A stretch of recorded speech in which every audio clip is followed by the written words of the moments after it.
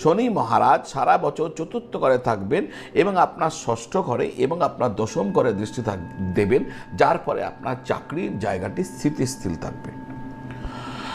সপ্তম ঘরে বৃহস্পতির আগমন আপনার জন্য অনুকূল ফল বয়ে আনবে। চাকরির ক্ষেত্রে সময়টি আপনাকে ভালো সাফল্য দেবে। আপনি আগস্ট থেকে অক্টোবরে 2024 এই আপনাকে কিন্তু চাকরিতে পদোন্নতি হতে পারে, এই যোগও দেখতে পাওয়া যায়। 2024 আপনি আগস্ট থেকে অক্টোবরের মধ্যে আপনি প্রমোশন পেতে পারেন। শনিদেবের কৃপায় আপনার সমস্ত বিরোধীরা পরাজিত হয়ে যেতে পারে। আপনি চাকরি ক্ষেত্রে কর্মক্ষেত্রে শক্তিশালী অবস্থানে থাকবেন।